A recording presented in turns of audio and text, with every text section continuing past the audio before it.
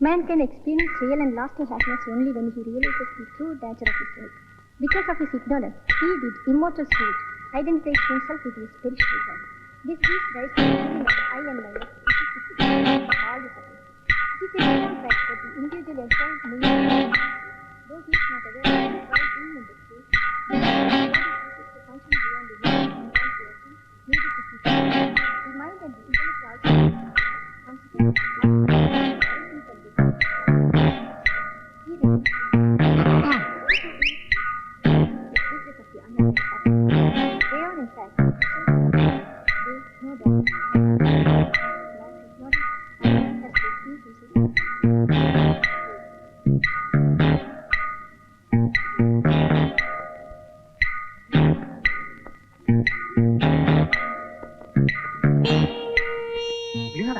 നീ മിണ്ടല്ലേ അവളിത് ഇങ്ങോട്ട് തന്നെ നോക്കുന്നുണ്ട്.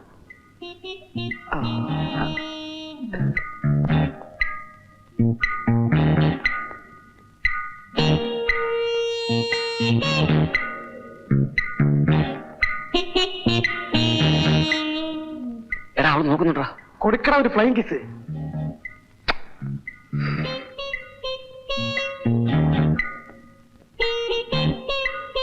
എടാ തിരിച്ചു കിട്ടിയടാ. നീ പ്ലാനിൽ അവളെ ഇങ്ങോട്ട് വിളിക്ക്. വരാൻ പറ്റില്ലെന്ന്. പറ്റില്ലേ? ഇവിടെ ആരുമില്ലെന്ന് പറയാ. അവിടെ അമ്മക്കാളി വീട്ടിലുണ്ടത്രേ. നാളെ വരാൻ പറ്റുമെന്ന് ചോദിച്ചേ.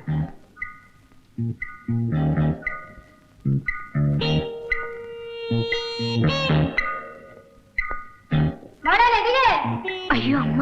ഓ, നശിച്ച തള്ളക്ക് വിളിക്കാൻ കേട്ട നേരം. അല്ലല്ലയാ, നാളെ അവളിങ്ങോട്ട് വന്ന നിന്റെ കാര്യം എന്ത് ചെയ്യും? അതിനല്ലടാ പണി. നീ അവിടെ ഇരി. നീ പ്ലാനിൽ പാർട്ടി വിളിച്ചകത്ത് കയറ്റുക. ക്ലൈമാക്സ് ആകുമ്പോൾ സാർ വരുന്നു.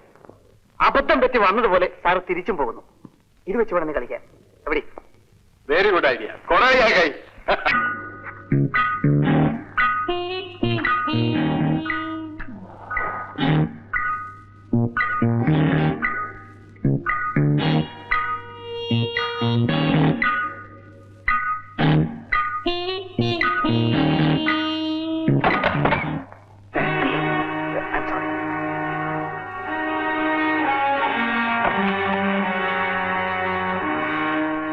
കുഴപ്പമായല്ലോ. അവൻ ഇനി എല്ലാവരോടും പറഞ്ഞു നടക്കും. നീ ഇപ്പൊ എന്ത് ചെയ്യാനാ? എന്റെ വീട്ടിൽ അറിയുന്ന പോട്ടെ, പക്ഷെ അവൻ എല്ലാവരോടും പറഞ്ഞു നടക്കും. ഇനി ഒരൊറ്റ വഴിയുള്ളൂ, അവനെ കൂടി ഇങ്ങോട്ട് പറഞ്ഞു വിടാം. ഇപ്പൊ അവൻ മാത്രമേ അറിയുള്ളൂ, അല്ലെങ്കിൽ ലോകം മുഴുവനും അറിയും. എന്ത് പറയുന്നു? ഒന്നും പേടിക്കാൻ, അവന്റെ സ്വന്തം ആളാണ്.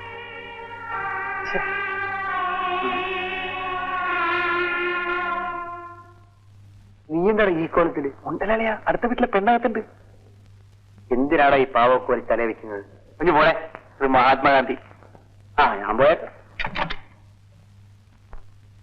അളിയ എല്ലാം ശരിയായിട്ടുണ്ട്. കൊടലയാക്കായി. ഇവനെന്താടാ ഉപ്പ് സത്യാവര് തോറ്റമായി നിൽക്കുന്നത്? എന്തിനടാ പാവപ്പെട്ട പെൺപിള്ളാരെയൊക്കെ? അയൽപക്കമാണ്. ചുമ്മാ പോടാ. പെണ്ണെന്ന് പറഞ്ഞാൽ പൂജിക്കാനാണ് എന്റെ വിചാരം. അതിനാണ് അവിടെ ദൈവങ്ങളുള്ളത്. ആ, അറിയാത്ത പിള്ളക്ക് ചൊറിയുമ്പോ അറിയും. അന്നാ സാർ ഒരു കാര്യം ചെയ്യും, ആ മോളത്തെ മുറി പോയിരുന്നു ചൊറിയ. കുറെ കഴിയുമ്പോ അറിയാം ആരാ കുത്തിരുന്ന് ചൊറിയാൻ പോണെന്ന്. ആ, ചൊറിയുമ്പോ വിളിക്കാം. നീ എന്താ നോക്കിക്കണേ? വേഗം പോടാ, സമയങ്ങളെ.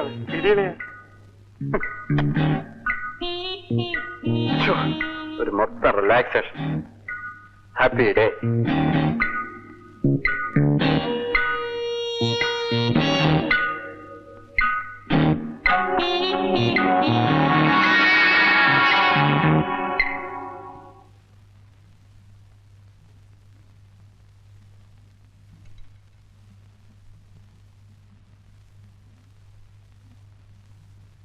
ചേട്ടാ, ഞാനൊരു കാര്യം പറയാൻ മറന്നുപോയി.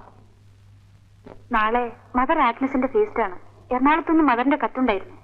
നമ്മളെ പ്രത്യേകം ക്ഷണിച്ചിട്ടുണ്ട്. കാര്യം പറയുമ്പോഴൊരു വായന. ഞാൻ പറഞ്ഞത് എന്താണെന്ന് വല്ലതും കേട്ടോ? നാളെ മദറിന്റെ ഫീസ്റ്റാണ്, എറണാകുളത്ത് പോകണം. പിന്നെ ബുക്ക് വായിക്കണം. തമാശ കള ചേട്ടാ. നീ വേണമെങ്കിൽ പൊയ്ക്കോ, എനിക്ക് വരാൻ പറ്റില്ല, ഒരുപാട് ജോലിയുണ്ട്. പോകുന്നെങ്കിൽ നമ്മൾ രണ്ടാളും കൂടിയേ പോകൂ. രവിയേട്ടനില്ലാതെ ഞാൻ ഇതുവരെ തനിച്ചങ്ങും പോയിട്ടില്ല. നമ്മൾ എല്ലാ കൊല്ലവും പോകുന്നതല്ലേ. നമ്മൾ ചെന്നില്ലെങ്കിൽ മദർ എന്ത് വിചാരിക്കും? ഞാൻ 12 വർഷം ജീവിച്ചത് അവിടെയാണ്. എന്റെ അമ്മയായിരുന്നു അവർ. എല്ലാം രവിയേട്ടന് അറിയാവുന്നതല്ലേ.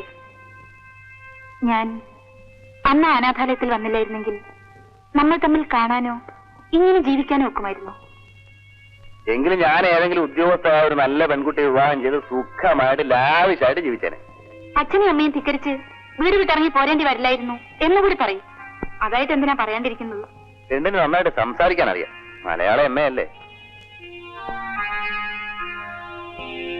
നാളെ അവിടെ പോയാ പോരെ. കത്ത് ബാഗിൽ നിന്ന് വന്നപ്പോഴേ ഞാൻ വായിച്ചു.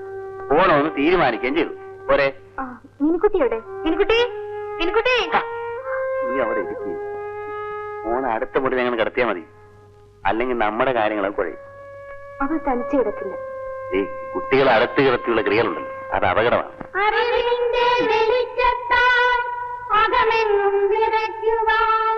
ജഗൽപിതാവേ പൂക്കുന്നു ജന്മമോക്ഷപ്രദായക. സത്യാസത്യങ്ങളും പിന്നെ ധർമാധർമ്മങ്ങളെന്നിവ സകലതും വേർതിരിച്ചറിയാനും ലോകശാന്തി പുലർത്താനും നൽക ഞങ്ങൾക്കനുഗ്രഹം, നൽക ഞങ്ങൾക്കനുഗ്രഹം.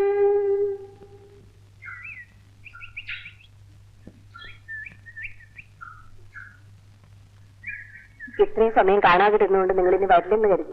ട്രെയിൻ ലേറ്റ് ആയിരുന്നു. ഏത് ബാങ്കിൽ തന്നെയല്ലേ? അതെ. മോള് നന്നായി പഠിക്കുന്നുണ്ടല്ലോ. അവിടെ പഠിക്കാനൊരല്പം മോശമാണ്.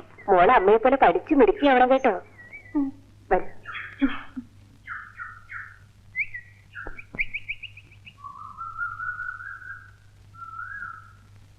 എല്ലാവരും അവരവരുടെ മുറികളിലേക്ക് പോയിക്കോളൂ.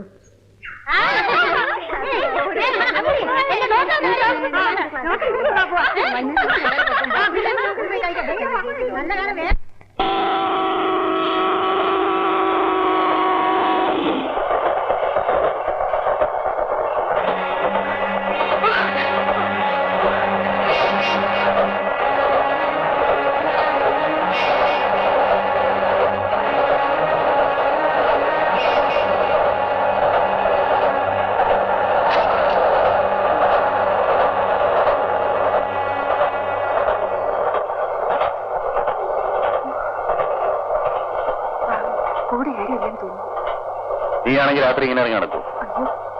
ഇപ്പോഴത്തെ പെൺകുട്ടികളെ സമ്മതിക്കണം. ആരും ആശ്രയത്തിനല്ലേ, പിന്നെ എന്ത് ചെയ്യും? നീ ആ കുട്ടിയോട് ഇങ്ങോട്ടിരിക്കാൻ പറ. ഇവിടെ ഇരിക്കാം. വരൂ. നീ ഇപ്പൊ നീങ്ങി.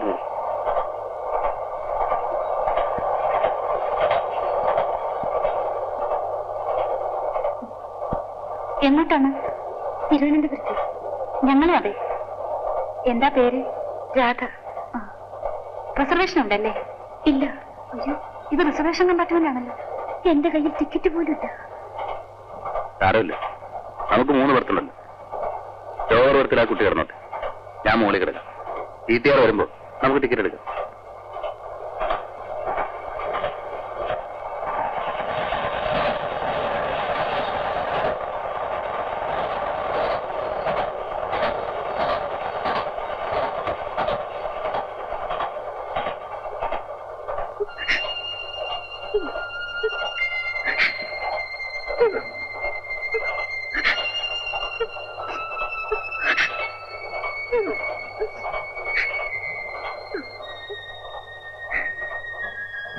രാധേ,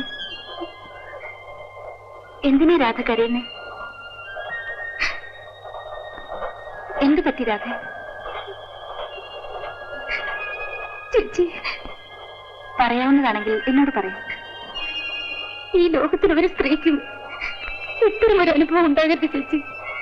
മകളുടെ പച്ച മാംസം കൊതിച്ച് ഒരു വേട്ടക്കാരനെ പോലെ നടക്കുന്ന ഒരച്ഛനെ കുറിച്ച് ചേച്ചി ഒന്ന് ഓർത്തു നോക്ക്. അച്ഛനെന്ന് പറഞ്ഞാൽ എന്റെ അമ്മ 2ാമത് വിവാഹം കഴിച്ച് അവരുടെ ഭർത്താവ്.